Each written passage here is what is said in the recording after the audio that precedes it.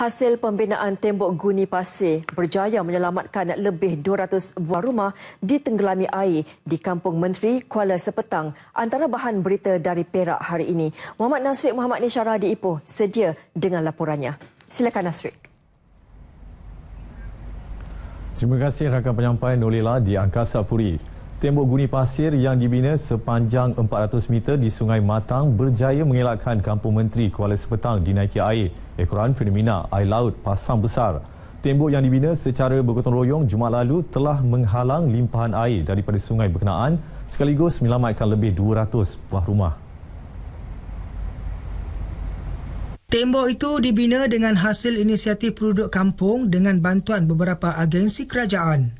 Bagi penduduk, usaha pembinaan tembok itu ternyata berjaya bagi mengelakkan masalah limpahan air sebelum ini kembali berulang. Dan Alhamdulillah, hari ini apa yang kita jangka memang terjadi.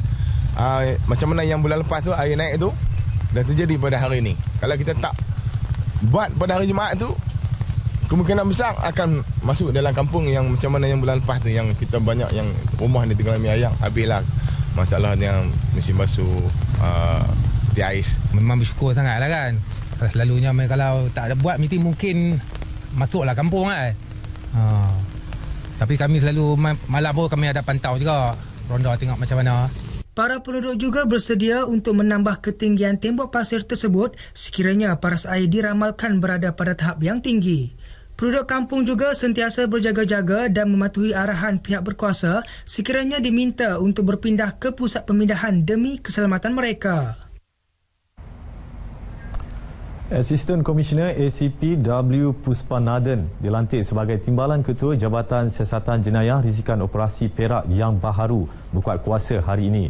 ACP Puspanathan menggantikan ACP Fazil Ahmad yang telah dilantik sebagai Ketua Jabatan Siasatan Jenayah IPK Selangor dengan memangku pangkat SAC.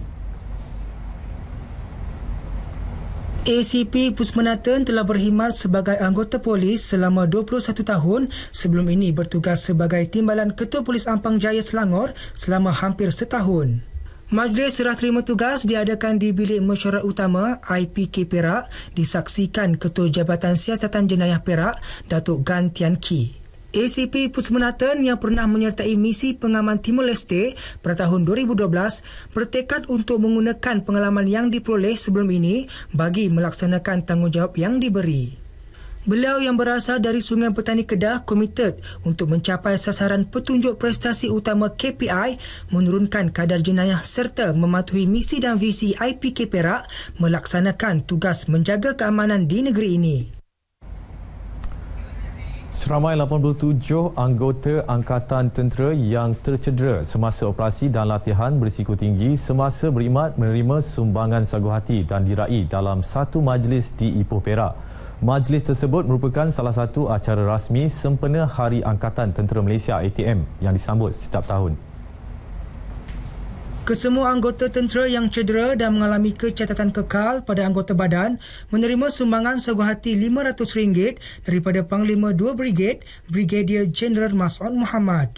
Sementara itu, Brigadier Jeneral Mas'ud Mohamad menyeru kepada semua anggota tentera dan pesara yang cedera semasa bertugas berdaftar dengan ATM bagi memudahkan urusan menyalurkan bantuan. Cara sedemikian sebenarnya memperlihatkan bahawa Angkatan Tentera Malaysia dan juga kerajaan tidak pernah meminggirkan bekas-bekas tentera yang tercedera semasa melaksanakan operasi maupun semasa melaksanakan latihan-latihan yang berisiko tinggi. Bagi pesara anggota Tentera Udara Diraja Malaysia TUDM, Kapten Yusuf Rabaya, beliau melahirkan rasa syukur dan berterima kasih kepada ATM kerana tidak pernah sekali-kali melupakan pengorbanan mereka. Tentera memandang satu pengorbanan, dia minta saya teruskan juga dan dia bagi bantuan yang cukup banyak. Daripada dalam tentera sehinggalah selepas tentera sehinggalah sekarang juga. Dan sekarang ni saya bersyukur dan terima kasih kepada kerajaan sememangnya tidak mengabaikan kami Angkatan Tentera.